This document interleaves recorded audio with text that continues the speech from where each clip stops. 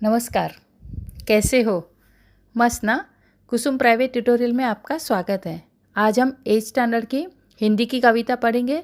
कविता का नाम है हे मातृभूमि और उसके जो कवि हैं वो है राम प्रसाद बिस्मिल जी। पहले हम कवि का परिचय जान लेते हैं। कवि बिस्मिल जी का जन्म सन 1897 में उत्तर प्रदेश के शाहजहाँपुर में हुआ था। भारतीय स्वतंत्रता आंदोलन की क्रांतिकारी धारा के ये महान सेनानी थे। बिस्मिल जी उच्च कोटि के कवि, अनुवादक, शायर एवं बहुभाषाविद भी थे।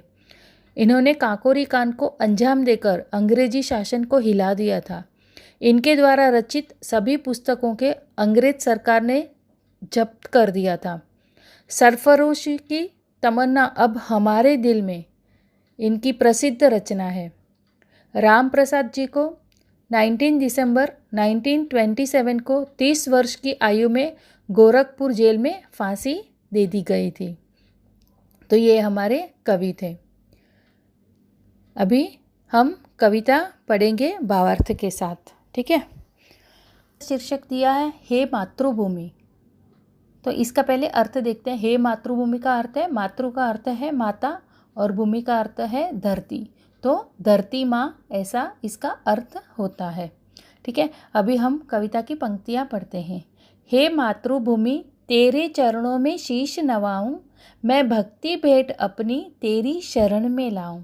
तो यहाँ पर कवि कहते हैं, राम प्रसाद बिस्मिल जी कहते हैं कि अपनी मातृभूमि की वंदना करते हुए मैं तेरे पवित्र चरणों में अपना सिर झुकाता हूँ, मैं आपको नमन करता हूँ। मैं भक्ति भाव की भेंट तुझे अर्पित कर कर मैं तेरे शरण में आता हूँ। मतलब जो भक्ति भाव है मेरे, वो भक्ति भाव की भेंट लेकर मैं तुझे तेरे शरण में मैं अर्पित करना चाहता हूँ। अर्थात कवि कहते हैं कि अपनी मातृभूमि पर सर्वस्व निछावर करने को वो सदा तत्पर हैं। आगे की पंक्ति है, माथे पे तू हो चंदन, छाती पे तू हो माला, जीवा पे गीत तू हो मेरा, तेरा ही नाम गाऊं। इनके जो शब्द हैं यहाँ पर, मतलब उनके हृदय में मातृ प्रेम जो है, मतलब देश के प्रति जो भाव है, भक्ति है, वो हमें यहाँ पर दिखाई देती है।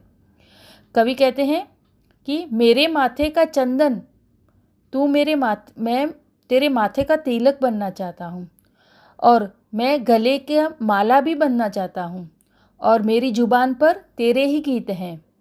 सब कुछ तुम्हारे नाम ही है, मैं सदैव, मतलब जब तक मैं जीऊँ मैं हमेशा तेरे ही गुणगान गाता रहूँगा।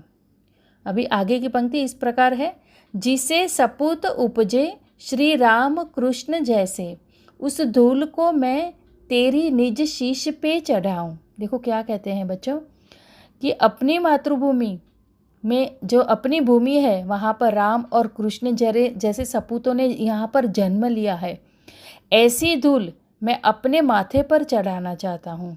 ऐसी जो महान है, मतलब हमारी मातृभूमि कैसी है, ऐसी महान है कि ऐसे वीर पुरुष और ऐसे धार्मिक पुरुष हमारे यहाँ पैदा हुए थे। तो ऐसी महानता भरी मातृभूमि को मैं नतमस्तक करता हूँ, मैं वंदन करता हूँ, ठीक है। तो यहाँ तक का आपको अच्छे से समझ में आ गया होगा। अभी आगे की पंक्तियाँ हम पढ़ते हैं। माई समुद्र जिसकी पद रज को नित्य धोकर, करता प्रणाम तुझको, मैं वे चरण दबाऊं।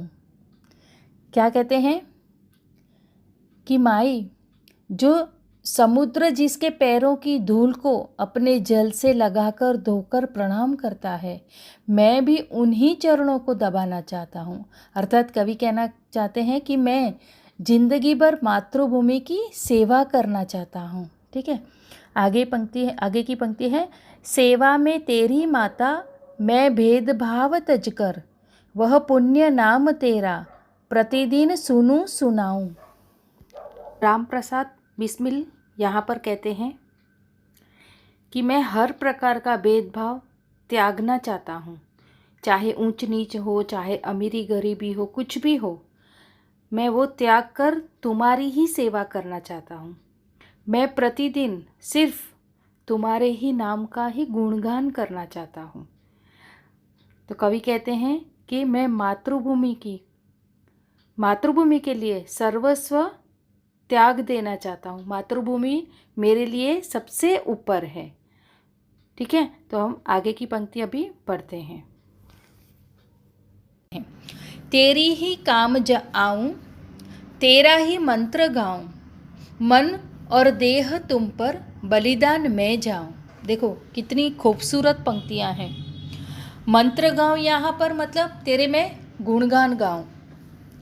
मन और देह मतलब मन, देह का अर्थ है शरीर, तन, और क्या कहते हैं कि तन मन दोनों में न्योछावर कर दूं।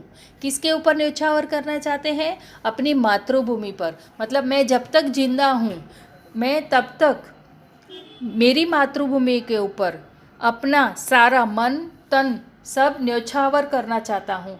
मैं अपने आप को समर्पित करना चाहता हूँ और मैं मातृभूमि की सेवा करना चाहता हूँ।